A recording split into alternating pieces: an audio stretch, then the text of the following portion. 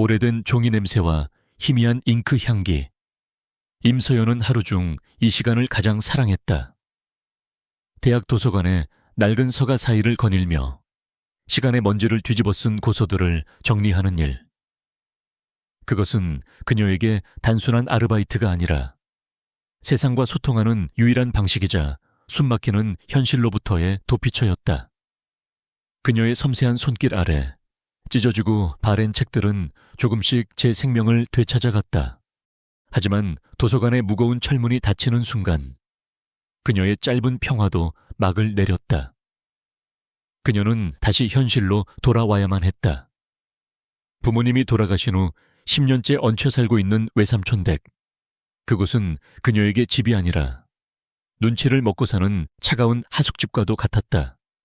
그날따라 집안의 공기는 유독 무겁고 이상했다. 거실에는 외삼촌 김광수와 외숙모가 굳은 표정으로 앉아 있었다. 평소라면 이 시간에 각자 TV를 보거나 방에 틀어박혀 있을 사람들이었다. 그들은 서연이 들어서는 것을 보자 약속이라도 한 듯 어색한 미소를 지으며 그녀를 맞았다. 야, 서연이 왔니? 고생 많았지. 이리 와서 좀 앉아보렴. 외숙모의 목소리는 평소의 날카로움 대신 기름을 친 것처럼 느끼하게 가식적이었다. 서연은 불길한 예감에 심장이 내려앉는 것을 느끼며 마지못해 소파 끝에 걸터 앉았다. 서연아, 다름이 아니라 외삼촌 김광수가 땀에 젖은 손을 바지에 문지르며 어렵게 입을 열었다.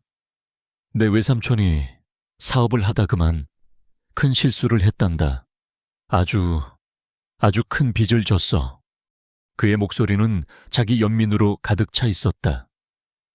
서연은 아무 말도 하지 않았다. 외삼촌의 사업이라는 것이 실상은 불법 도박 사이트 운영과 사기성 투자라는 것을 그녀는 이미 알고 있었다. 부모님이 남기신 단 한 채의 아파트와 사망보험금은 이미 오래전에 그들의 탐욕 속으로 연기처럼 사라진 후였다. 그런데 하늘이 무너져도 솟아날 구멍이 있다고 하지 않더냐. 우리 서연이가 복덩이인지 아주 귀한 분께서 우리 사정을 듣고는 도움의 손길을 내밀어 주셨어. 외숙모가 옆에서 거들었다. 그녀의 눈은 탐욕으로 번들거리고 있었다. 송 회장님이라고 자수성가하신 훌륭한 기업가신데 그분께서 우리 빚을 전부 해결해 주시는 것은 물론이고 우리 서연이를 아주 좋게 보셨단다. 송 회장, 그 이름이 나오는 순간 서연의 핏기가 가시는 것을 느꼈다. 사채업과 유흥업으로 부를 쌓은 예순이 넘은 늙고 탐욕스러운 남자. 동네에서는 그에 대한 흉흉한 소문이 파다했다. 무세운, 무슨 말씀이세요? 서연의 목소리가 가늘게 떨려 나왔다. 뭐긴 뭐야? 네가 그분과 결혼해서 우리 집안을 일으켜 세울 기회라는 거지. 외숙모가 마침내 본색을 드러냈다. 그분께서 너를 아내로 맞이하고 싶어 하신다. 너같이 고에 가진 것 없는 애를 거두어 주시겠다는데 이건 너한테도 감지덕지한 일이야. 서연은 자신의 귀를 의심했다. 결혼. 60살이 넘은 노인과 이것은 거래가 아니었다. 명백한 인신매매였다. 싫어요. 서연의 목소리는 작았지만 단호했다. 절대 안 해요. 차라리 죽으면 죽었지. 그런 짓은 못해요. 그녀는 자리에서 벌떡 일어났다. 그녀의 눈에는 경멸과 분노가 가득 차 있었다. 제 부모님이 남기신 돈은 다 어디다 쓰시고 이제는 저까지 팔아넘기시려는 거예요. 당신들은 인간도 아니에요. 그 순간 외삼촌 김광수의 얼굴이 싹 변했다. 유순하고 무능해 보이던 그의 눈빛이 궁지에 몰린 쥐처럼 아기로 번뜩였다. 이게 어디서 은혜도 모르고 그가 소리치며 서연의 앞을 가로막았다. 네가 지금 누구 덕에 이 집에서 먹고 자고 학교까지 다녔는데 우리가 10년간 너를 거둬준 값이라고 생각해. 제가 원한 게 아니었어요. 그 모든 건 제 부모님의 피 같은 돈이었잖아요. 서여연은 울부짖으며 현관으로 달려갔다. 어떻게든 이 지옥 같은 집에서 도망쳐야 했다. 하지만 찰칵 하는 소리와 함께 현관문은 이미 잠겨 있었다. 외숙모가 비웃으며 열쇠를 흔들어 보였다. 어딜 가려고 네가 여기서 한 발짝이라도 나가는 날엔 우리만 죽는 게 아니야. 김광수가 그녀의 팔을 거칠게 잡아챘다. 송 회장, 보통 사람이 아니야. 우리가 빚을 못 갚으면 내 부모님 산소까지 파헤쳐버릴 사람들이라고. 그래도 상관없어. 그 협박은 서연의 마지막 저항 의지마저 꺾어버렸다. 부모님의 유일한 안식처, 그것만은 지켜야 했다. 서연은 그 자리에 주저앉아 무력감에 몸을 떨었다. 외숙모는 그런 그녀의 모습에 만족스러운 미소를 지으며 방에서 무언가를 가져와 그녀의 발치에 던졌다. 싸구려 레이스와 반짝이로 뒤덮인 조악하고 촌스러운 웨딩드레스였다. 내일 모레가 식날이니까 군소리 말고 준비나 해. 이게 이 집안을 구할 너의 유일한 길이야. 내 조카로서의 도리라고. 그 말을 끝으로 두 사람은 서연을 그녀의 작은 방에 거칠게 밀어넣고는 밖에서 문을 잠가버렸다. 쿵 하는 문 잠기는 소리는 세상과의 단절을 알리는 사형 선고처럼 들렸다. 서연은 차가운 방바닥에 쓰러진 채 한참을 움직이지 못했다. 그녀는 창문으로 달려가 창을 열려 했지만 낡은 창틀에는 언제 설치했는지 모를 쇠창살이 박혀 있었다. 완벽한 감옥이었다. 휴대폰은 이미 거실에서 옥신각신하는 사이 빼앗긴 후였다. 그녀는 자신의 작은 책상으로 비틀거리며 다가갔다. 책상 위에는 그녀의 유일한 보물들이 있었다. 낡은 책 몇 권, 그리고 부모님의 환하게 웃고 있는 낡은 사진 한 장. 사진 옆에는 어머니가 가장 아꼈던 손때 묻은 고전문학 책이 놓여 있었다. 서연은 그 책을 집어들었다. 책갈피에서는 희미하게 엄마의 향기가 나는 것 같았다. 그녀는 책을 가슴에 꼭 껴안았다. 그것은 그녀가 붙잡을 수 있는 마지막 존엄성이었다. 그녀의 커다란 눈에서 뜨거운 눈물이 쉴 새 없이 흘러내려 낡은 책 표지를 적셨다. 희망은 없었다. 도살장으로 끌려가는 어린 양처럼 그녀는 이제 거대한 절망의 제단 위에 제물로 바쳐질 운명이었다. 결혼식을 하루 앞둔 밤, 임서연은 감옥 같은 방 안에 갇혀 뜬 눈으로 어둠을 지새웠다. 절망은 사람을 무기력하게 만들기도 하지만 때로는 가장 날카로운 이성을 깨우기도 했다. 그녀는 울음을 그쳤다. 눈물은 아무것도 해결해주지 않았다. 그녀의 유일한 무기는 지난 10년간 도서관의 낡은 책들 속에서 쌓아 올린 지식뿐이었다. 그녀는 방 안을 둘러보았다. 낡고 삐걱거리는 방문. 그녀는 언젠가 읽었던 추리소설의 한 구절을 떠올렸다. 가장 오래된 자물쇠는 가장 단순한 열쇠에 열리는 법이다. 그녀는 침대 밑에 숨겨두었던 작은 공구함, 오래된 책을 보수할 때 쓰던을 꺼냈다. 그리고는 책에서 읽었던 기억을 더듬어 얇은 철사와 핀셋을 이용해 낡은 자물쇠와 씨름하기 시작했다. 몇 시간의 사투 끝에 둔탁한 소리와 함께 마침내 문고리가 풀렸다. 서연은 그림자처럼 조용히 집을 빠져나왔다. 그녀는 가진 것이 없었다. 낡은 운동화, 얇은 가디건, 그리고 아르바이트 월급을 받아 숨겨두었던 비상금 몇만 원이 전부였다. 그녀는 무작정 도망칠 수 없다는 것을 알았다. 외삼촌의 말처럼 송 회장은 그녀가 어디로 도망치든 찾아낼 수 있는 사람이었다. 그녀는 그저 마지막 인사를 하러 가는 것이었다. 모든 것이 끝나기 전에 그녀는 첫 차를 타고 도시 외곽에 있는 추모공원으로 향했다. 그녀의 부모님이 잠들어 계신 곳이었다. 버스에서 내려 가파른 언덕길을 한참이나 걸어 올라갔다. 그녀가 부모님의 작은 묘비 앞에 섰을 때 약속이라도 한 듯 하늘에서 차가운 비가 쏟아지기 시작했다. 빗줄기는 순식간에 굵어졌다. 서연의 얇은 옷은 금세 축축하게 젖어들었고 차가운 빗물이 뼛속까지 스며드는 것 같았다. 하지만 그녀는 자리를 뜰 수 없었다. 그녀는 차가운 묘비를 어루만지며 목구멍으로 터져 나오는 울음을 삼켰다. 엄마, 아빠, 죄송해요. 그녀의 목소리는 빗소리에 섞여 흩어졌다. 제가 집을 지키지 못했어요. 저 자신도 지키지 못했어요. 죄송해요. 그녀는 내일이면 한 늙은 남자의 아내가 될 것이다. 책을 사랑했던 엄마와 정의로운 사람이 되라고 가르쳤던 아빠에게 너무나도 부끄러운 딸이 될 터였다. 그녀는 빗물인지 눈물인지 모를 액체를 쉴 새 없이 흘리며 용서를 구했다. 그녀가 슬픔에 잠겨 고개를 숙이는 순간 머리카락을 고정하고 있던 작은 은색 머리핀이 툭 하고 바닥으로 떨어졌다. 그것은 어머니가 남긴 유일한 유품이었다. 서연은 화들짝 놀라 빗물이 고인 진흙바닥을 필사적으로 더듬기 시작했다. 안 돼. 이것만은 안 돼.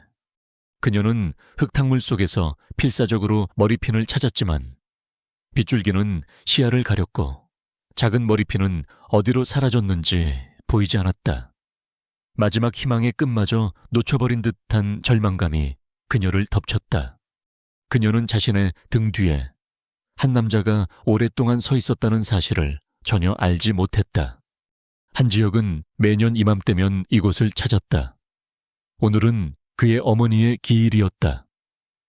그의 어머니는 책과 꽃을 사랑했던 여리고 따뜻한 사람이었다. 하지만 거대하고 냉정한 현실은 그리고 무자비한 그의 아버지는 그녀의 여린 영혼을 지켜주지 못했다. 그에게 이곳은 1년 중 단 하루 그가 자신의 유일한 약한 고리를 마주하는 성역과도 같은 곳이었다. 그는 검은 우산 아래 서서 멀찌감치 서 있는 한 여자의 모습을 무심코 지켜보고 있었다. 비를 흠뻑 맞은 채 무덤께 쓰러질 듯 오열하는 여자의 모습. 그 처절한 슬픔은 이상하게도 그의 굳어버린 마음을 건드렸다. 그가 매년 이곳에서 홀로 삼키는 슬픔과 닮아 있었다. 여자가 무언가를 잃어버린 듯 진흙바닥을 필사적으로 헤집는 것을 보았을 때 그는 자신도 모르게 그녀를 향해 발걸음을 옮기고 있었다. 그의 예리한 눈이 빗물에 씻겨 반짝이는 작은 은색 물체를 발견했다. 낡았지만 섬세한 나무집 모양의 머리핀이었다. 서연이 거의 포기하고 주저앉으려던 순간이었다. 그녀의 눈앞으로 흠잡을 때 없이 잘 닦인 검은색 구두가 들어왔다. 그리고 하얀 손수건에 받쳐진 그녀가 애타게 찾던 은색 머리핀이 내밀어졌다. 서연은 놀라 고개를 들었다. 키가 크고 압도적인 존재감을 가진 한 남자가 서 있었다.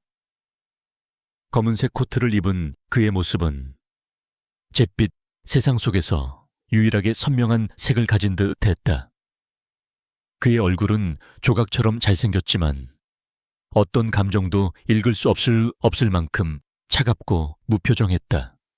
그는 아무 말도 하지 않았다. 그저 젖은 손수건으로 머리핀의 흙을 닦아내 그녀의 손바닥 위에 조심스럽게 올려놓았다. 서연이 무언가 말을 하려 입을 열었지만 그는 한 발 앞서 행동했다. 그는 자신이 쓰고 있던 커다란 검은 우산을 그녀의 다른 손에 쥐어주었다. 그리고는 쏟아지는 비를 온몸으로 맞으며 뒤돌아서서 언덕 아래로 걸어가기 시작했다. 그의 넓은 어깨가 비에 젖어드는 모습이 서연의 시야 속으로 천천히 멀어져 갔다. 그는 주차되어 있던 검은 세단에 올라탔고 차는 미끄러지듯 빗속으로 사라졌다. 모든 것이 순식간에 일어났다. 서연은 텅 빈 추모공원에 홀로 남겨졌다. 한 손에는 기적처럼 되찾은 엄마의 머리핀이 다른 한 손에는 아직 낯선 남자의 온기가 희미하게 남아있는 커다란 우산이 들려 있었다.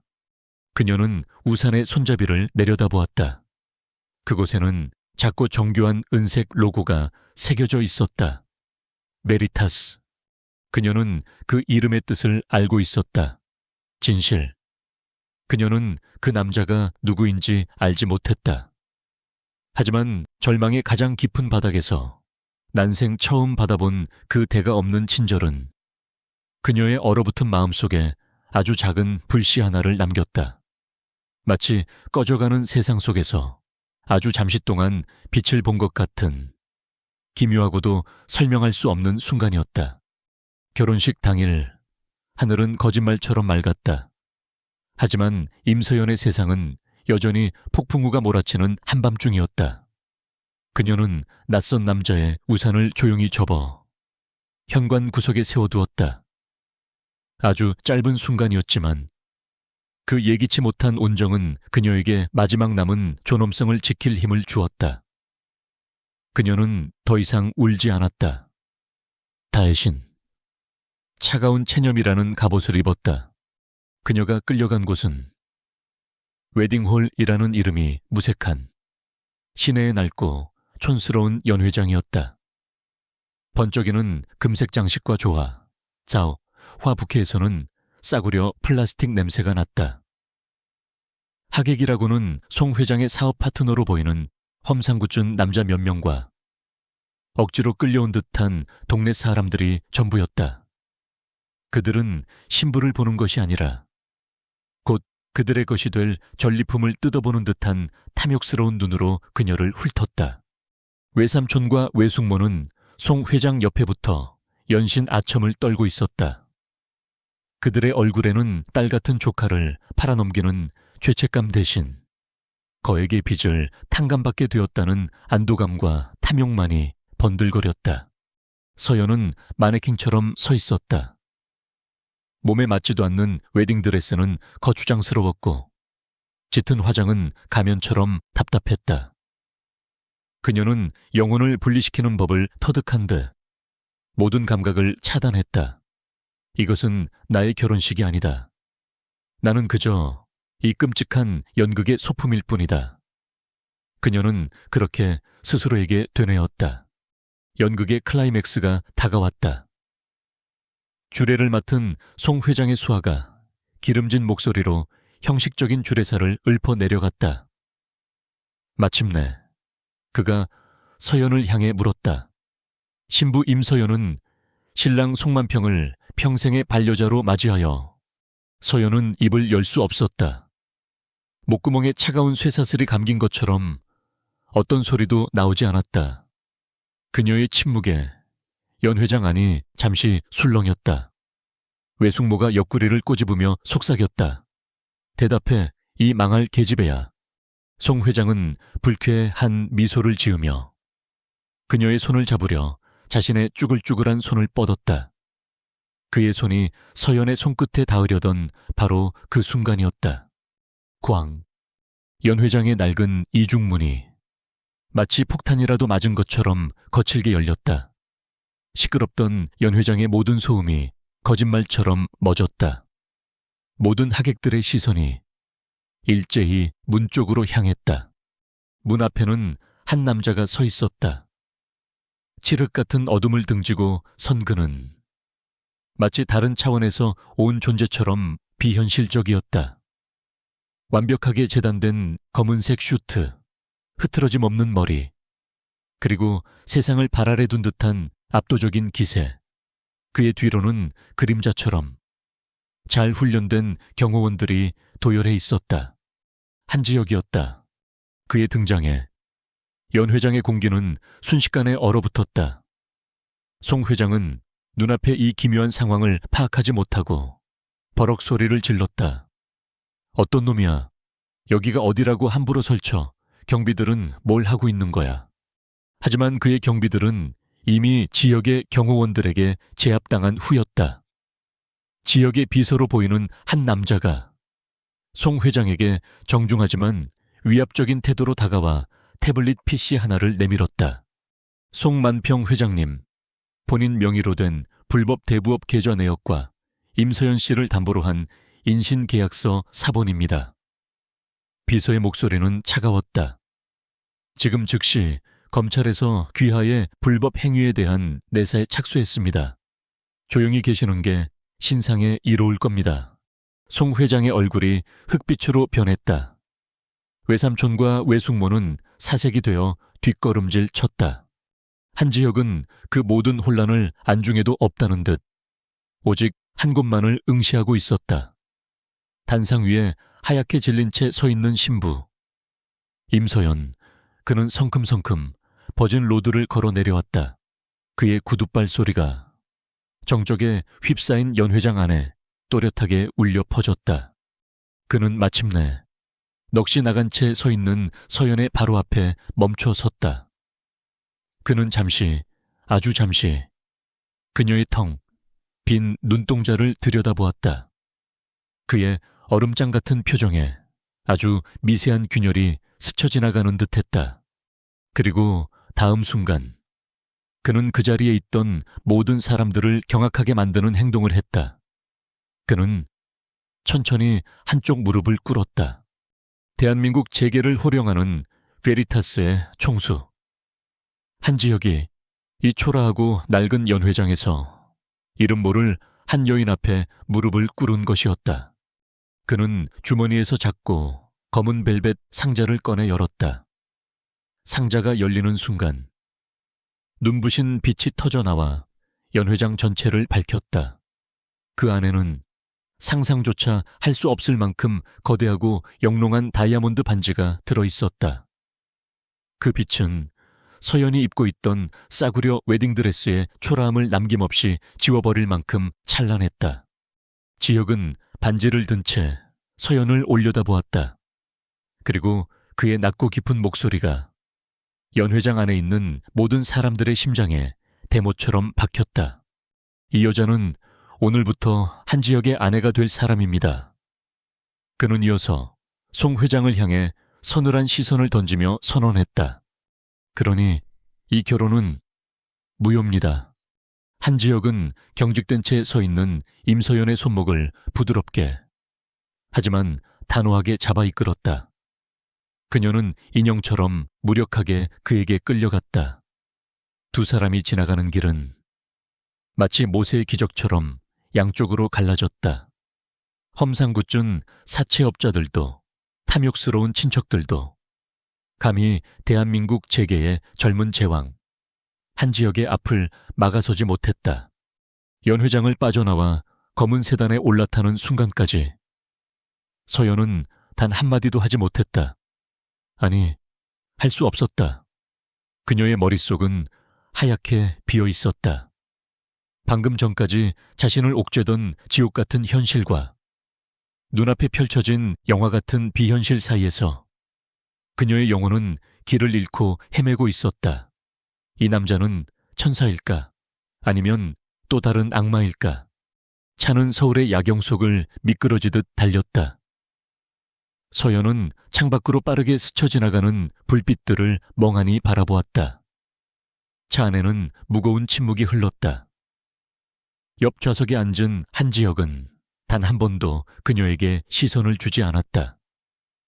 그는 그저 무표정한 얼굴로 정면을 응시하거나 간간히 울리는 휴대폰으로 짧고 간결하게 업무 지시를 내릴 뿐이었다. 마치 방금 전 한 여인의 인생을 통째로 뒤흔들어 놓은 남자가 아닌 것처럼 차가 멈춘 곳은 서울의 하늘과 가장 가까운 곳에 위치한 펜트하우스 앞이었다. 최고층 전체를 사용하는 그 공간은 집이라기보다는 거대한 유리 성체에 가까웠다. 서연은 그 압도적인 풍경 앞에서 저도 모르게 걸음을 멈췄다. 들어오시죠. 지혁은 그녀를 안으로 이끌었다. 내부는 그의 겉모습처럼 극도로 미니멀하고 차가웠다. 온통 흰색과 검은색, 그리고 회색으로만 이루어진 공간. 비싸 보이는 현대 미술 작품. 몇 점이 걸려 있었지만 사람의 온기가 느껴지는 개인적인 물건은 단 하나도 없었다. 거대한 통유리창 너머로 서울의 야경이 발 아래 카페처럼 펼쳐져 있었다. 그것은 한 도시를 지배하는 자의 시선이었다. 앉으시죠. 지역이 거실 중앙의 거대한 가죽 소파를 가리켰다. 그는 자신도 맞은편에 앉더니 테이블 위에 놓여있던 두툼한 서류철 하나를 그녀 앞으로 밀었다. 마침내 그가 입을 열었다. 그의 목소리는 더 이상 극적인 구원자의 것이 아니었다. 다시 차갑고 이성적인 CEO의 목소리로 돌아와 있었다. 우선 내 소개부터 하죠. 나는 베리타스 그룹의 대표 한지혁입니다. 그는 서연이 이미 알고 있을 거라는 듯 담담하게 말을 이었다. 그리고 오늘 내가 당신의 결혼식에 나타난 이유는 순수한 선이나 동정심 때문이 아닙니다. 그는 숨을 고르더니 자신의 상황을 기계처럼 설명하기 시작했다. 베리타스, 그룹의 명운이 걸린 중요한 인수 합병 건, 합병을 성사시키기 위해 그의 할아버지는 경쟁사의 딸인 오수진과의 정략 결혼을 밀어붙이고 있었다. 하지만 지역은 가문과 혈연으로 얽힌 구시대적인 경영 방식을 혐오했다. 그는 실력과 능력만으로 베리타스를 이끌고 싶었다. 어젯밤 묘지에서 당신을 우연히 봤습니다. 그의 시선이 잠시 그녀의 얼굴에 머물렀다. 인상적이더군요. 그래서 비서에게 당신에 대해 간단히 알아보라고 지시했습니다. 당신이 처한 말도 안 되는 상황을 알게 된 것은 오늘 오후였습니다. 내가 오수진을 만나러 가야 할 바로 그 시각에 당신은 송만평이라는 늙은이와 결혼식을 올리고 있었죠. 그의 입가에 희미한 자조적인 미소가 스쳤다. 그 순간 하나의 가능성이 떠올랐습니다. 어차피 망쳐야 할 자리라면 좀 더 확실하고 극적인 방식으로 망쳐보는 것. 정략 결혼을 피하기 위해 나에게는 약혼녀가 필요해서 했습니다. 그리고 당신에게는 구원자가 필요했죠. 이것은 서로의 필요가 완벽하게 일치하는 하나의 거래입니다. 거래, 그 단어가 서연의 심장을 차갑게 찔렀다. 그녀는 하나의 감옥에서 구출되어 또 다른 황금으로 만든 새 장으로 옮겨진 것뿐이었다. 지역은 서류철을 열어보였다. 표지에는 100일간의 혼인계약서라는 제목이 인쇄되어 있었다.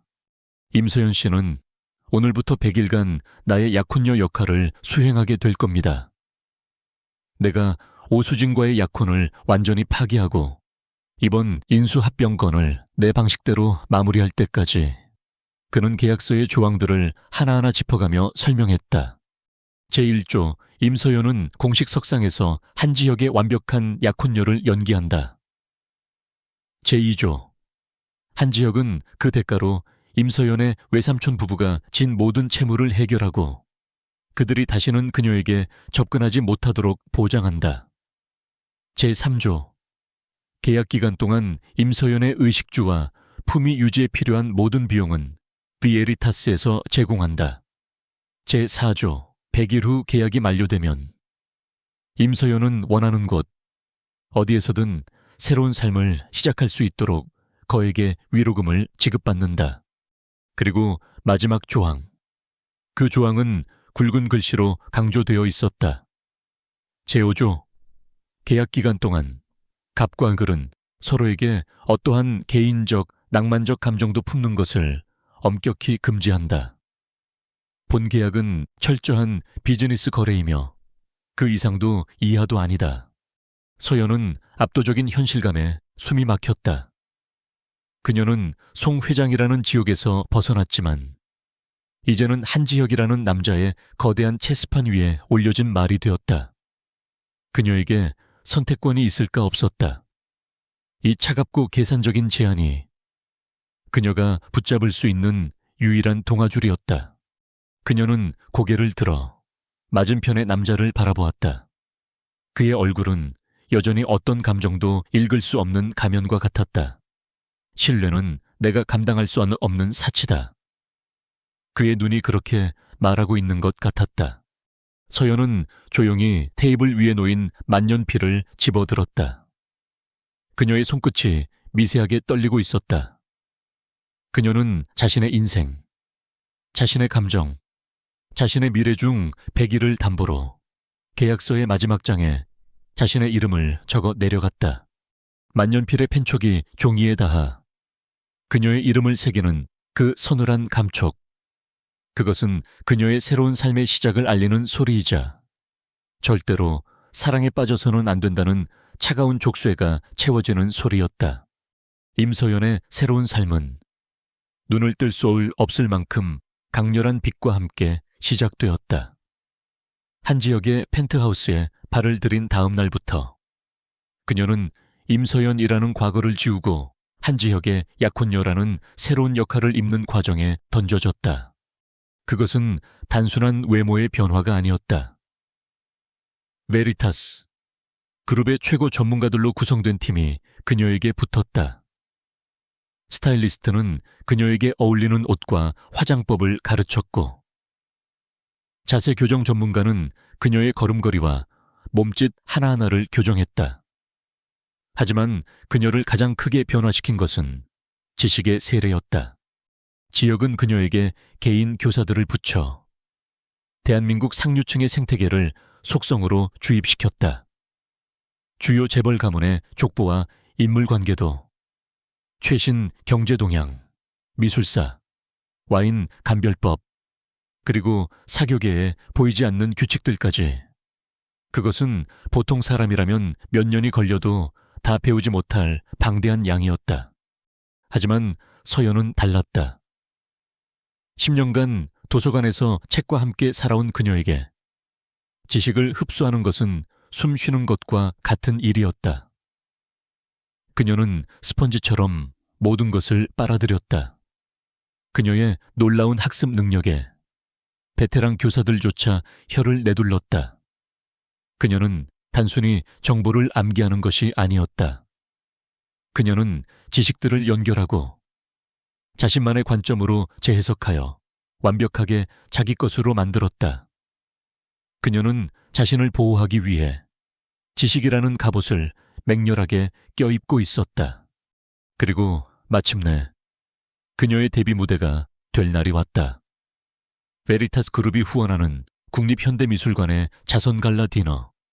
대한민국의 네로라 하는 정재계 인사들이 모두 모이는 사교계의 가장 중요한 행사 중 하나였다.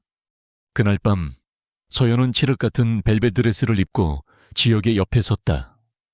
단정하게 빗어 넘긴 머리와 과하지 않으면서도 기품 있는 화장은 그녀가 본래 가지고 있던 고전적인 아름다움을 극대화시켰다. 그녀는 더 이상 비에 젖은 초라한 고아가 아니었다. 그녀는 조금 긴장했지만 위축되지는 않았다. 아니나 다를까. 그들의 등장을 기다렸다는 듯이 한 여자가 다가왔다. 화려한 붉은색 드레스를 입은 오수진이었다. 그녀의 얼굴에는 독이 든 꿀 같은 미소가 걸려 있었다. 지혁씨, 드디어 오셨네요. 할아버님께서 한참 찾으셨어요. 수진은 마치 자신이 진짜 약혼녀라도 되는 양 친근하게 지혁의 팔짱을 끼려 했다. 지혁이 차갑게 팔을 피하자 그녀의 미소에 순간 금이 갔다. 그녀는 시선을 돌려 지혁의 옆에 선 서연을 위아래로 훑어보았다. 그 눈빛에는 숨길 수 없는 경멸과 질투가 담겨 있었다. 그리고 이쪽은 소문으로만 듣던 임서연 씨. 그녀는 악수를 청하는 대신 서연에게 독이 든 질문을 던졌다. 서연 씨는 책을 좋아한다고 들었어요. 고상한 취미시네요. 혹시 카프카의 성에 대한 포스트 구조주의적 해석에 대해서는 어떻게 생각하세요? 요즘 저희 독서 모임에서 가장 뜨거운 주제거든요. 주변의 공기가 순간 싸늘해졌다. 그것은 명백한 공격이었다. 일반인은 알지도 못하는 현학적인 질문을 던져 그녀를 무식하고 교양 없는 여자로 망신 주려는 속셈이었다. 지역의 미간이 좁혀졌다. 그가 나서서 상황을 정리하려던 순간이었다. 서연이 먼저 입을 열었다. 그녀의 목소리는 조용했지만 그 어떤 소음보다도 또렷하게 주변의 이목을 집중시켰다. 카프카의 성이 결코 도달할 수 없는 권력의 비유라면 저는 그 해석을 예술에도 적용할 수 있다고 생각해요. 서연은 당황하는 기색 없이 침착하게 말을 이었다. 그녀는 수진의 등 뒤에 걸려있던 거대한 추상화 한 점을 가리켰다. 한국 추상미술의 거장, 김황희 화백의 작품이었다. 예를 들어 저 작품처럼요. 김황희 화백은 뉴욕에서 고향의 밤하늘을 그리워하며 저 푸른 점들을 찍었다고 하죠. 저 무한한 푸른색은 그에게 있어 영원히 돌아갈 수 없는 고향이자 닿을 수 없는 이상향을 상징합니다. 카프카의 주인공 K가 성을 향해 끊임없이 나아가지만 결코 도달하지 못하는 것처럼 김황희 화백의 점들은 고향을 향한 그리움의 몸짓이지만 결코 그 실체에 닿지는 못하죠. 그녀는 잠시 숨을 고르고는 수진의 눈을 똑바로 쳐다보며 결론을 내렸다. 결국 두 작품 모두 자신만의 방식으로 소외에 대해 이야기하고 있는 셈이에요. 하나는 권력 구조 속에서의 소외, 다른 하나는 광활한 우주 속에서의 실존적 소외. 어떤가요? 오수진 씨의 독서 모임에서도 이 주제로 토론해보시는 건 서연의 통찰력 있는 대답에 주변에서는 나지막한 감탄사가 터져 나왔다. 근처에서 대화를 듣고 있던 미술관장마저 흥미로운 표정으로 그녀를 바라보고 있었다. 오수진은 얼굴이 새빨개져서 아무 대답도 하지 못했다. 그녀는 자신이 판 함정에 스스로 빠진 꼴이 되었다. 망신을 당한 것은 서연이 아니라 그녀 자신이었다.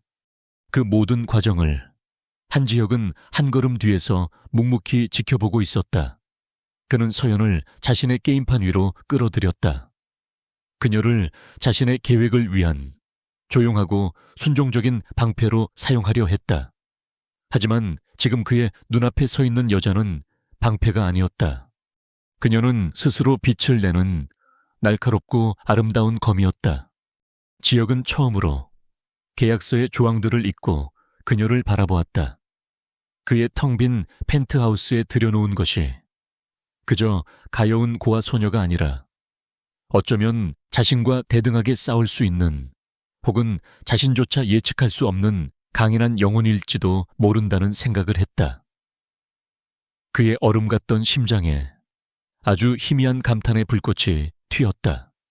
자선갈라 디너 사건 이후 서울 사교계의 공기는 미묘하게 변했다. 임서연이라는 이름은 더 이상 근본 없는 신데렐라가 아니었다. 그녀는 하룻밤 사이에 지적이고 우아한 현모양 처감이라는 새로운 이미지를 얻었다. 오수진은 공개적으로 망신을 당한 후 한동안 공식 석상에 모습을 드러내지 못했다. 그녀의 분노는 칼날처럼 날카로워져 복수의 기회만을 노리고 있었다. 한지혁의 할아버지, 한 회장 역시 이 모든 상황을 예의주시하고 있었다. 그는 서연의 배경이 여전히 마음에 들지 않았지만 손자의 체면을 세워주고 오수진의 길을 꺾어놓은 그녀의 당돌함에는 내심 놀란 눈치였다. 그는 손자를 불러 새로운 시험을 내렸다. 이번 주말 내 약혼녀를 데리고 북촌의 고택으로 오너라. 시끄러운 도시를 벗어나 그 애의 진면목을 직접 확인해봐야겠다. 북촌의 고택. 그곳은 한지혁에게 아픈 손가락과도 같은 곳이었다. 돌아가신 어머니와의 추억이 깃든, 하지만 동시에 아버지와의 불화로 인해 오랫동안 발길을 끊었던 곳. 그는 할아버지의 의도를 알면서도 거절할 수 없었다. 고택으로 향하는 차 안. 지혁은 평소보다 더 과묵했다.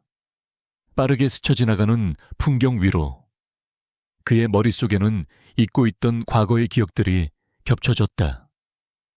서연은 그의 긴장된 옆모습을 보며 그가 지금 자신만의 폭풍을 건너고 있음을 직감했다. 그녀는 아무것도 묻지 않고 그저 조용히 창밖을 바라보며 그에게 혼자만의 시간을 주었다. 오랜 세월의 흔적을 간직한 고택은 아름다웠지만 어딘가 쓸쓸한 기운이 감돌았다. 지혁이 할아버지와 불편한 대화를 나누는 동안 서연은 정중히 양해를 구하고 홀로 집안을 둘러볼 시간을 가졌다. 그러다 그녀는 별채의 가장 구석진 곳에 위치한 작은 서재 하나를 발견했다. 문고리를 잡는 순간 서연은 심장이 두근거리는 것을 느꼈다. 문을 열자 오래된 종이와 마른 풀잎이 뒤섞인 듯한 향기가 그녀를 맞았다. 그곳은 지혁의 어머니가 사용하던 서재였다. 방 안의 시간은 그녀가 세상을 떠난 10수년 전에 멈춰있는 듯했다. 석에는 그녀가 사랑했던 고전 문학 작품들이 가득 꽂혀놓여 있었고 창가에는 그녀가 쓰던 낡은 흔들의자가 놓여 있었다. 세허연은 마치 성지에 발을 들인 순례자처럼 조심스럽게 서재 안으로 들어섰다. 책들은 관리가 되지 않아 먼지가 뽀얗게 쌓여 있었고 몇몇 책은 습기에 좀먹어 표지가 뒤틀려 있었다. 그녀는 도서관 사서로서의 직업의식이 발동하는 것을 느꼈다. 그녀는 자신의 가방에서 늘 가지고 다니던 부드러운 천과 작은 붓을 꺼내 책장의 먼지를 조심스럽게 닦아내기 시작했다. 그녀는 한 권의 낡은 책을 발견했다. 초판본으로 보이는 오래된 프랑스 소설이었다. 책의 표지 가죽은 일부가 벗겨져 있었고 책등은 금방이라도 끊어질 듯 위태로워 보였다. 서연은 망설임 없이 가방에서 휴대용 책 보수 키트를 꺼냈다. 그녀는 능숙한 손놀림으로 특수 접착제를 바르고 낡은 가죽을 섬세하게 다듬어 응급처치를 시작했다. 책을 향한 그녀의 눈빛은 마치 상처 입은 작은 생명을 돌보는 의사처럼 진지하고 다정했다. 여기서 뭘 하고 있는 겁니까? 차가운 목소리가 등 뒤에서 들려왔다. 지혁이었다. 그는 자신의 가장 신성하고 아픈 공간을 침범당한 것에 대한 분노로 굳은 표정을 짓고 있었다. 하지만 그의 분노는 서연이 하고 있는 일을 본 순간 눈 녹듯 사라졌다. 그녀는 책을 보수하고 있었다. 그가 차마 손댈 용기도 내지 못해 먼지 속에 방치해두었던 어머니의 소중한 유산을 그녀는 그저 청소를 하는 것이 아니었다. 그녀는 그의 어머니가 남긴 영혼의 흔적들을 깊은 존중과 애정을 담아 어루만지고 있었다. 지혁은 홀린 듯 그녀의 옆으로 다가갔다. 이 책 작가의 첫 작품이죠. 상업적으로는 실패했지만 그의 작품 세계에 모든 것이 담겨있는 수작이에요. 특히 이 구절을 보면 서연은 그가 다가온 것도 잊은 채 책에 대한 열정적인 설명을 늘어놓았다. 그녀는 자신의 진짜 세상 안에서 가장 밝게 빛나고 있었다. 어머니께서 가장 아끼시던 책입니다. 지혁이 나지막이 말했다. 그는 처음으로 그녀에게 어머니에 대한 이야기를 꺼내놓았다. 책 속으로 도망쳐 차가운 현실과 사랑 없는 결혼 생활을 견뎌냈던 한 여인의 쓸쓸한 삶에 대해서 서연은 조용히 그의 이야기를 들어주었다. 그녀는 자신의 부모님에 대한 그리움을 이야기했다.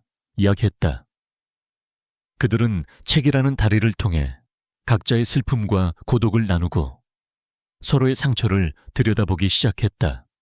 서재 안의 공기는 어느새 처음 만났던 빗속의 공기처럼 조용하고도 깊은 감정으로 채워지고 있었다. 그 책이 어머니의 유서였습니다. 지혁이 서가의 가장 높은 곳을 가리켰다. 돌아가시기 전날 밤, 저 책의 마지막 페이지에 짧은 메모를 남기셨죠. 서연은 그 책을 꺼내기 위해 발돋움했다. 그녀가 책의 끝에 손가락을 대는 순간 발밑에 작은 발판이 기우뚱하며 그녀의 몸이 균형을 잃었다. 그녀가 넘어지려던 찰나 지역의 단단한 팔이 본능적으로 그녀의 허리를 감싸 안았다. 모든 것이 순간 멈췄다.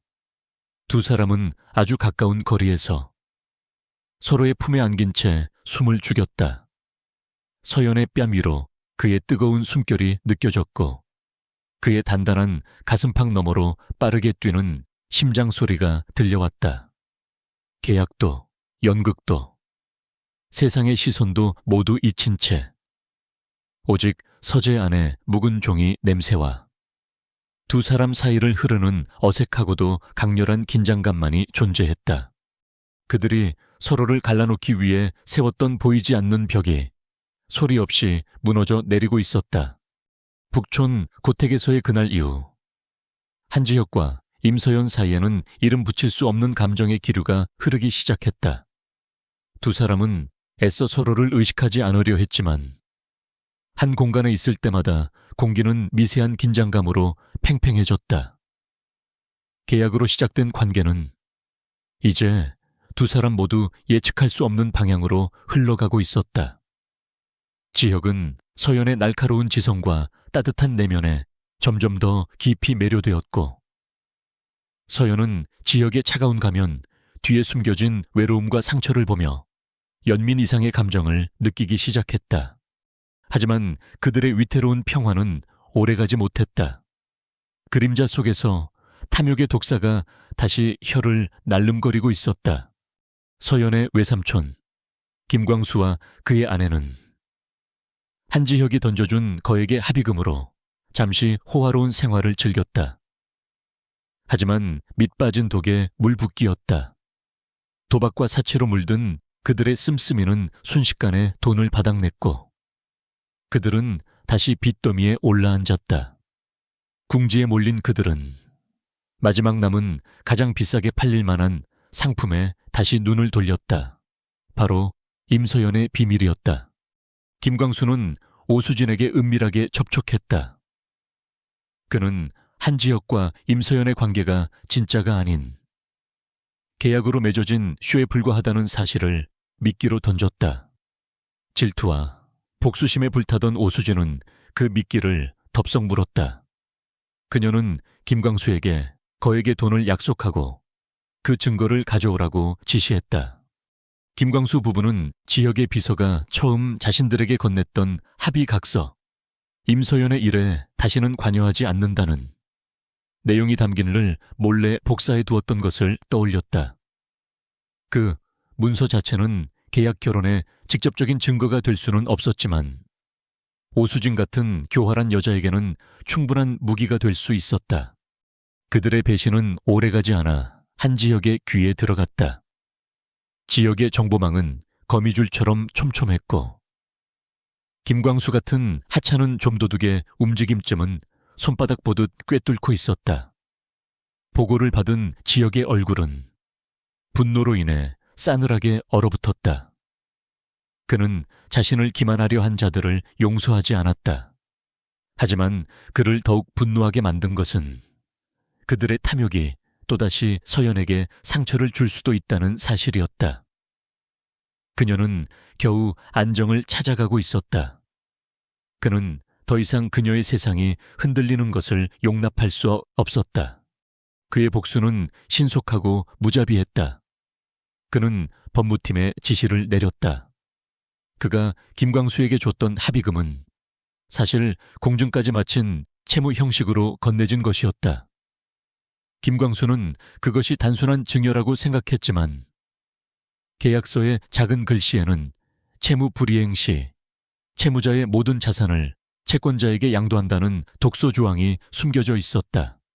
다음 날 법원 집행관들이 김광수가 운영하던 작은 인테리어 자재 회사에 들이닥쳤다. 회사는 순식간에 압류되었고 그가 살던 아파트에도 빨간 딱지가 붙었다.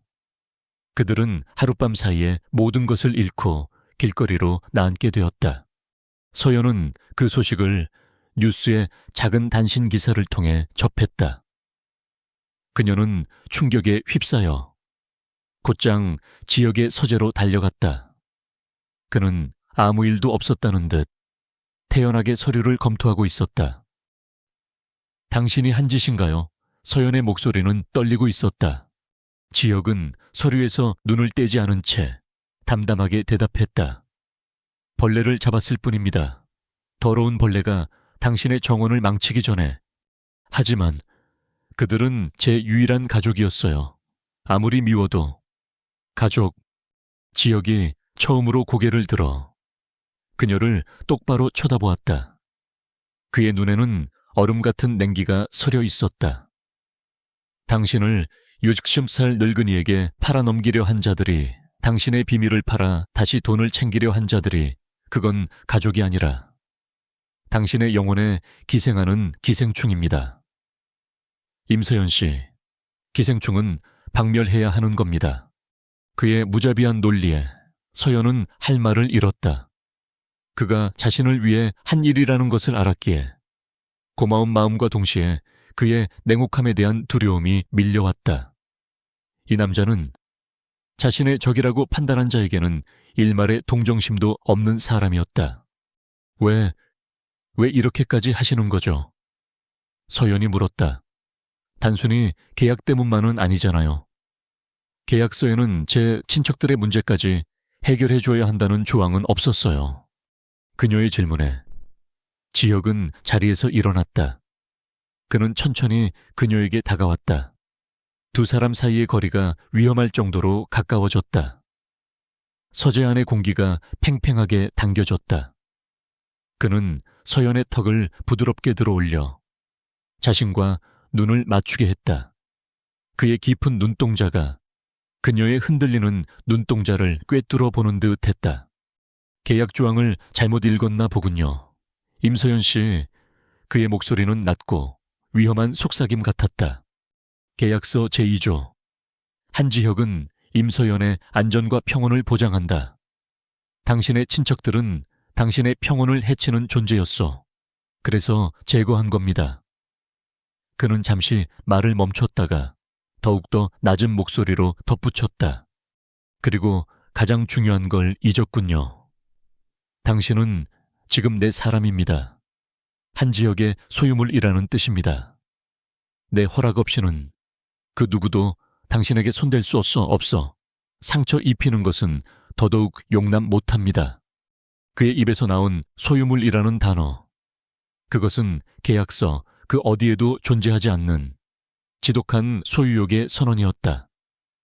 그의 뜨거운 숨결과 집요한 시선 앞에서 서연은 숨 쉬는 것조차 잊어버렸다. 이것은 더 이상 연기가 아니었다. 100일이라는 시간 제한을 둔 차가운 계약은 한 남자의 뜨거운 집착 앞에서 그 의미를 잃고 녹아내리고 있었다. 한지혁의 경고는 단순한 말이 아니었다. 그것은 그의 세상에서 내리는 판결과도 같았다. 하지만 그는 오수진이라는 독사의 집요함을 과소평가했다. 김광수 부부에게서 계약서 원본을 얻어내는데 실패한 오수진은 방향을 틀어 임서연의 가장 아픈 과거를 파고들었다. 그녀는 돈으로 사람을 매수해 잊혀졌던 서연의 끔찍했던 결혼식에 대한 정보를 캐냈다. 하객이 찍었던 사진 몇 장과 송 회장의 추악한 평판, 그리고 서연의 친척들이 돈 때문에 조카를 팔아넘겼다는 증언까지. 그것들은 오수진의 손안에서 가장 악의적인 무기로 재가공되었다. 며칠 후 대한민국은 한 편의 막장 드라마 같은 스캔들에 휩싸였다. 한 타블로이드 매체가 대서특필로 기사를 터뜨린 것이었다. 베리타스 한지혁 대표의 신데렐라 약혼녀, 과거 60대 사채업자와의 결혼식 실체. 기사는 교묘하고 악의적이었다. 촌스러운 웨딩드레스를 입고 넋이 나간 표정으로 서 있는 서연의 사진과 탐욕스러운 표정의 송 회장 사진이 나란히 실렸다. 기사는 서연을 돈을 위해서라면 늙은 남자에게도 몸을 파는 계산적이고 탐욕스러운 꽃뱀으로 묘사했다. 한지혁과의 약혼 역시 더 큰 부를 향한 그녀의 계획된 시나리오의 일부인 것처럼 암시했다. 계약 결혼이라는 직접적인 증거는 없었지만 수상한 관계라는 뉘앙스를 풍기며 대중의 상상력을 자극했다. 스캔들은 들불처럼 번져나갔다. 대중은 신데렐라의 추악한 과거라는 자극적인 이야기에 열광했다. 인터넷 포털 사이트는 서연을 향한 악의적인 댓글들로 뒤덮였다. 어쩐지 너무 순진해 보이더라. 다 연기였네. 결국 돈 보고 붙은 거네. 재벌들은 다 저런 여자들만 만나나. 한지혁 대표 눈이 삐었지. 저런 여자한테 속다니. 파장은 베리타스 그룹을 정면으로 강타했다. 회사의 주가는 급락하기 시작했고 한지혁이 공들여 추진하던 중요한 인수합병건에도 제동이 걸렸다. 상대 회사인 오수진의 아버지가 이 스캔들을 빌미로 기업 이미지 훼손을 운운하며 계약 조건의 재협상을 요구하고 나선 것이다. 최악의 상황은 집안에서 터져 나왔다. 한 회장은 노발대발하며 당장 지역을 고택으로 호출했다. 내 놈이 기어코 내 얼굴에 똥칠을 하는구나. 당장 그 천박한 계집을 내쫓지 못할까. 이 추문을 덮기 위해서라도 당장 수진이와 결혼해서 모든 것을 제자리로 돌려놔. 서여연은 펜트하우스의 차가운 거실에 홀로 앉아 태블릿 PC 화면을 통해 자신의 세상이 무너져 내리는 것을 지켜보고 있었다. 수많은 화살들이, 익명의 가면 뒤에 숨은 사람들의 잔인한 말들이 그녀의 심장을 꿰뚫고 있었다. 하지만 그 어떤 악플보다 그녀를 아프게 한 것은 화면 속에서 공영에 처한 한지혁의 모습이었다. 그는 자신을 지옥에서 구원해준 사람이었다. 자신에게 처음으로 따뜻함을 알려준 사람이었다. 그런데 이제 자신이 그의 인생에 지울 수 없는 오점과 재앙이 되어버렸다. 자신 때문에 그의 명예가 더러워지고 그가 평생을 바쳐 이룩한 회사가 흔들리고 있었다. 그녀의 마음속에서 오랫동안 그녀를 짓눌러왔던 깊은 죄책감과 자격지심이 고개를 들었다. 나는 그와 어울리는 사람이 아니야. 나는 그의 세상에 속한 사람이 아니야. 내가 그의 곁에 있는 한 나는 영원히 그의 발목을 잡는 족쇄가 될 뿐이다. 그를 구할 수 있는 유일한 방법은 내가 사라지는 것뿐이다. 그것은 도망이 아니었다. 그녀가 그를 위해 할 수 있는 유일하고도 마지막인 사랑의 방식이라고 그녀는 생각했다. 한지혁이 긴급 이사회에 참석하기 위해 집을 비운 사이 서연은 조용히 자신의 결심을 실행에 옮겼다. 그녀는 그가 사주었던 수많은 화려한 옷과 보석들을 모두 옷장에 남겨두었다. 그녀는 처음 이 집에 들어왔을 때 입었던 낡고 평범한 자신의 옷으로 갈아입었다. 그녀는 그의 서재로 들어갔다. 커다란 책상 위에는 두 사람을 묶었던 100일간의 혼인 계약서가 놓여 있었다. 그녀는 그 옆에 짧은 편지 한 장을 썼다. 그동안 감사했습니다. 저로 인해 생긴 모든 문제들에 대해 죄송합니다. 당신을 지키기 위해 저는 이 계약을 파기합니다. 부디 행복하세요. 그녀는 손가락에서 그가 자신의 손에 직접 끼워주었던 눈부신 다이아몬드 반지를 천천히 빼냈다. 반지는 여전히 눈부시게 빛나고 있었지만 더 이상 그녀의 것이 아니었다. 그녀는 반지를 편지 위에 그리고 계약서 위에 조용히 올려놓았다. 모든 정리가 끝났다. 서연은 마지막으로 자신에게 집이 되어 주었던 이 거대하고 차가운 공간을 둘러보았다. 그리고는 처음 이곳에 왔을 때처럼 작은 가방 하나만을 든 채 미련 없이 펜트하우스의 문을 열고 나섰다. 그녀는 한 번도 뒤돌아보지 않았다. 그녀의 여린 어깨 위로 도시의 차가운 불빛이 부서져 내리고 있었다. 기나긴 긴급 이사회가 끝난 후 한지혁은 파김치가 된 몸을 이끌고 펜트하우스로 돌아왔다. 이사회는 전쟁터였다. 할아버지의 노골적인 압박과 이사들의 비난 속에서 그는 간신히 경영권 방어에 성공했다. 그는 이 모든 싸움이 끝나면 그녀가 따뜻한 저녁을 준비해놓고 기다리고 있을지도 모른다고 아주 잠시 어리석은 기대를 했다. 하지만 펜트하우스는 차갑고 텅 비어 있었다. 불 꺼진 거실에는 정막만이 감돌았다. 평소라면 이 시간에 거실 소파에 앉아 조용히 책을 읽고 있을 그녀의 모습이 보이지 않았다. 지역에 심장이 불길하게 내려앉았다. 임서연 씨. 그의 목소리는 공허하게 울렸다. 그는 서재로, 침실로, 그녀가 있을 만한 모든 곳을 찾아 헤맸지만 그녀의 흔적은 없었다. 마침내 그는 자신의 서재 책상 위에서 그를 기다리고 있는 3가지 물건을 발견했다.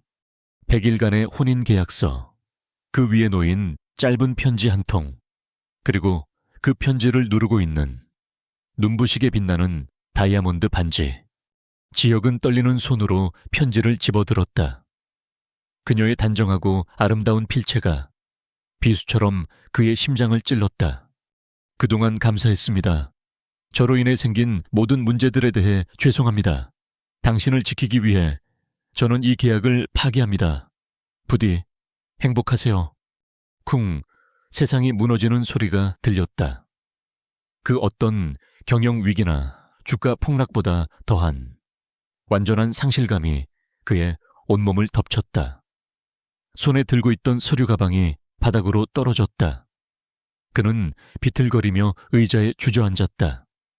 텅 빈 펜트하우스가, 그녀가 없는 이 공간이 이토록 거대하고 공허한 감옥이었다는 사실을 그는 이제야 깨달았다. 계약, 비즈니스, 그 모든 것은 거짓말이었다. 과거의 배신이 두려워 다시는 상처받지 않기 위해 스스로를 올감했던 비겁한 변명이었다. 그는 처음부터 비 내리는 묘지에서 그녀를 처음 본 그 순간부터 이미 예외를 만들고 있었다는 사실을 인정해야만 했다. 회사도, 할아버지의 인정도, 그 무엇도 그녀가 없는 세상에서는 의미가 없었다. 젠장. 그의 입에서 거친 욕설이 터져 나왔다. 그는 즉시 비서에게 전화를 걸었다. 그의 목소리는 더 이상 냉정한 CEO의 것이 아니었다. 모든 것을 잃어버린 한 남자의 절박한 울부짖음이었다. 찾아, 무슨 수를 써서라도 임서연 씨를 찾아내. 대한민국 땅을 전부 뒤져서라도. 그날부터 한 지역의 광적인 수색이 시작되었다. 베리타스의 모든 정보망이 총동원되었다. 그는 그녀가 갈 만한 모든 곳을 이잡듯 뒤졌다. 그녀의 옛집, 그녀가 일했던 도서관, 심지어 그녀의 부모님 묘지까지. 하지만 그녀는 연기처럼 사라진 후였다. 그는 며칠 밤낮으로 잠도 자지 않고 그녀와의 짧았던 시간들을 필사적으로 복기했다. 그는 자신이 그녀에 대해 아는 것이 거의 없다는 사실에 또 한 번 절망했다. 그녀가 좋아하는 음식, 좋아하는 색깔, 그녀의 진짜 꿈, 그는 계약서의 조항들 외에는 아무것도 묻지 않았었다. 바로 그때 그의 머릿속에 북촌 고택의 풍경이 스쳐 지나갔다. 먼지 쌓인 서재에서 낡은 책을 어루만지며 행복하게 웃던 그녀의 모습. 그녀는 책의 세상 속에서 가장 평온해 보였다.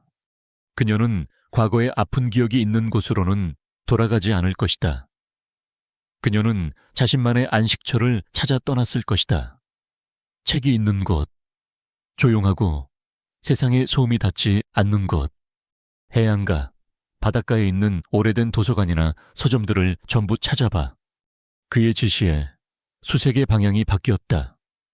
그리고 마침내 며칠 후 강원도의 한 작은 해변 마을, 속초의 낡은 시립도서관에서 그녀를 찾았다는 보고가 올라왔다. 지혁은 직접 차를 몰았다. 그는 비서도, 경호원도 대동하지 않았다. 서울에서 속초까지 가는 몇 시간이 몇 년처럼 길게 느껴졌다. 오후의 햇살이 나른하게 쏟아지는 도서관은 낡고 조용했다. 짠, 내섞인 바닷바람이 열린 창문으로 들어와 오래된 책 냄새와 뒤섞이고 있었다. 그는 그곳에서 그녀를 발견했다. 서거연은 창가 자리에 앉아 낡은 동화책의 찢어진 페이지를 섬세한 손길로 붙이고 있었다. 길게 내리쬐는 햇살이 그녀의 옆모습을 부드럽게 비추고 있었다. 그녀는 평온해 보였지만 동시에 지독히도 외로워 보였다. 지혁은 잠시 그 모습을 그저 바라만 보았다. 심장이 저려왔다. 삐걱. 그가 낡은 나무 바닥을 밟는 소리에 서연이 고개를 들었다. 그와 눈이 마주친 순간 그녀의 얼굴이 새하얗게 질렸다. 그녀는 자리에서 벌떡 일어나 도망치려 했다. 하지만 지혁이 그녀의 앞을 막아섰다. 왜 여기까지 오셨어요? 그녀의 목소리는 애원처럼 떨리고 있었다. 제발, 그냥 저를 내버려 두세요. 저는 당신에게 더 이상 피해만 끼칠 뿐이에요.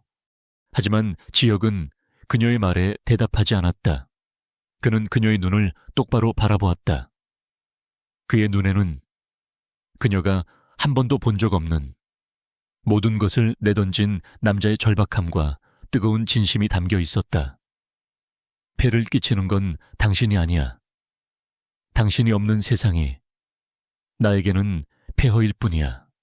그는 그녀 앞에서 다시 한번 그날처럼 무릎을 꿇었다. 이 낡고 먼지 쌓인 도서관의 복도 한가운데서 내가 틀렸어. 임서연 씨. 나는 과거의 상처가 두려워. 계약이라는 방패 뒤에 숨었던 겁쟁이였어. 당신을 내 세상의 일부로 끌어들여 놓고 정작 내 마음은 단 한 번도 열지 않았지. 그는 주머니에서 그녀가 두고 갔던 바로 그 다이아몬드 반지를 꺼내 들었다. 100일간의 계약은 당신이 떠난 그날부로 파기되었어. 그의 목소리는 감정에 젖어 있었다. 그러니 이제 새로운 계약을 합시다. 평생을 건 계약. 조항도 없고 조건도 없는 오직 당신과 나만 존재하는 그런 계약.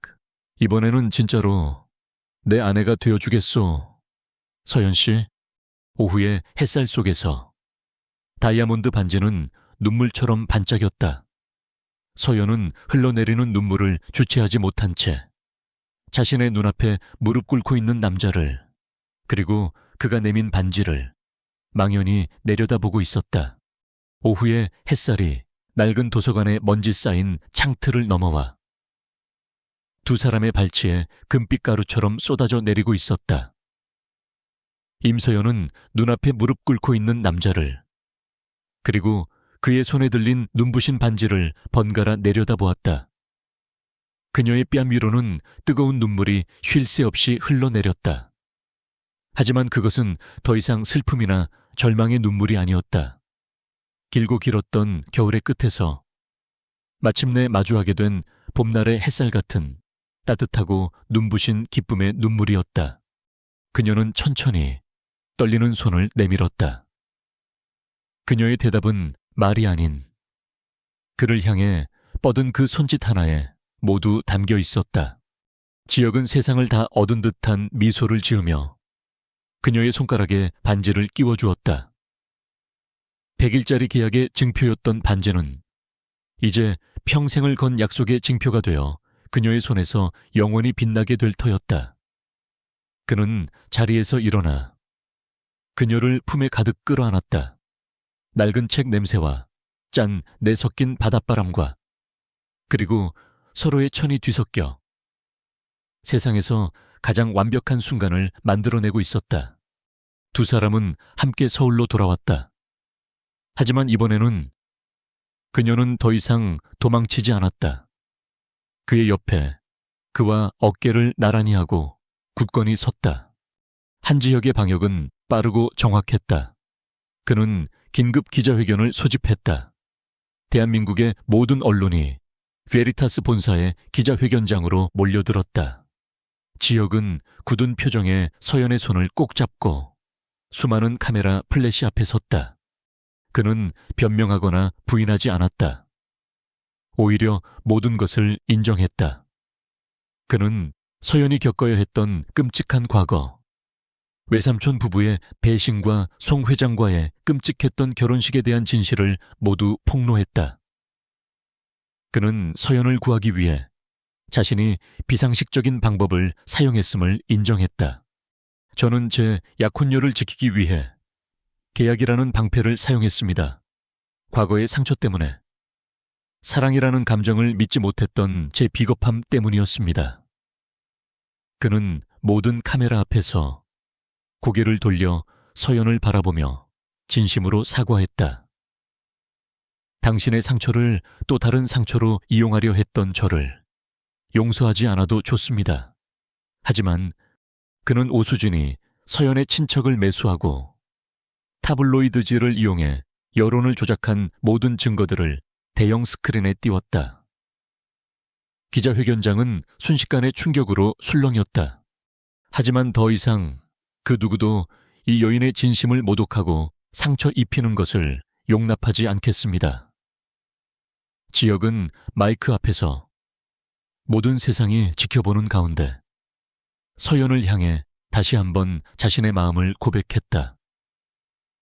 임서연 씨는 제게 단순한 계약 상대가 아닙니다. 제 얼어붙었던 세상을 녹여준 유일한 사람이며 제가 남은 평생을 함께하고 싶은 유일한 사랑입니다. 기자회견은 대한민국 전체를 뒤흔들었다. 하루아침에 여론은 180도 뒤집혔다. 임서연은 희대의 꽃뱀에서 끔찍한 역경을 이겨낸 강인한 여성의 상징이 되었다. 오수진과 그녀의 가문은 여론의 문매를 맞고 몰락했다. 한 지역의 주가는 베리타스의 주가와 함께 하늘 높은 줄 모르고 치솟았다. 대중은 계산된 전략보다 진심을 담은 사랑 이야기에 열광했다. 한 회장은 손자의 기자회견을 고택에서 묵묵히 지켜보았다. 그는 처음으로 자신의 손자가 자신이 만든 거대한 성을 부수고 자기 자신의 세계를 구축하기 시작했음을 인정해야만 했다. 그는 지역에게 전화를 걸어 단 한마디만을 남겼다. 행복해라. 그것은 그의 서툰 축복이자 완전한 항복 선언이었다. 몇 달 후 그들의 진짜 결혼식이 열렸다. 장소는 화려한 호텔 연회장이 아니었다.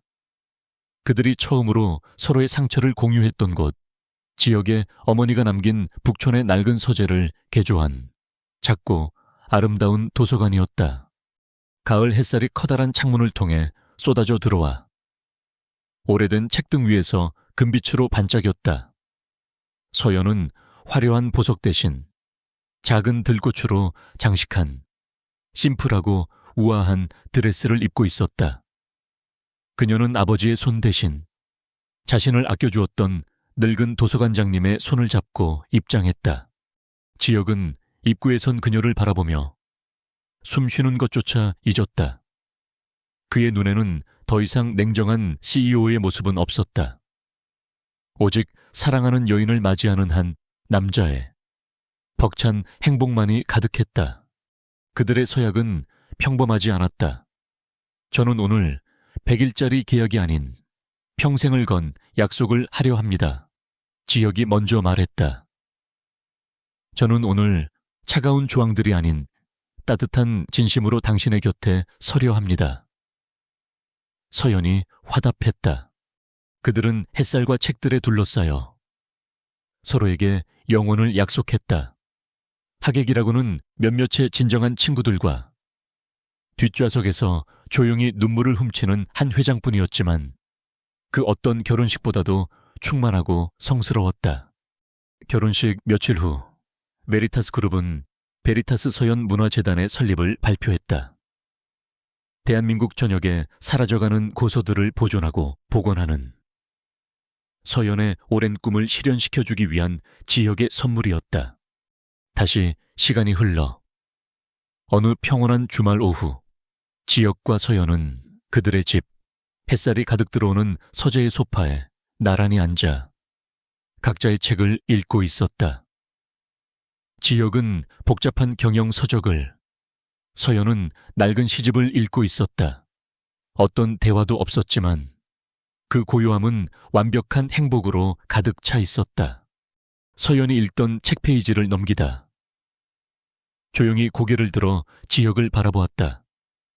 그는 여전히 책에 집중하고 있었지만 그의 한 손은 어느새 그녀의 손을 찾아와 따뜻하게 감싸 쥐고 있었다. 그 순간 서연은 깨달았다. 지옥 같은 현실에서 그녀를 구한 것은 화려한 다이아몬드 반지나 CEO라는 직함이 아니었다. 그것은 비 내리는 묘지에서 말없이 내밀어 주었던 하나의 우산, 상처 입은 그녀의 손을 서툴지만 진심으로 치료해 주던 그의 손길, 그리고 세상의 모든 비난 앞에 기꺼이 그녀의 방패가 되어 주었던 그의 사랑이었다. 그녀는 그의 어깨에 조용히 머리를 기댔다. 책갈피에서는 기분 좋은 햇살 냄새가 났다.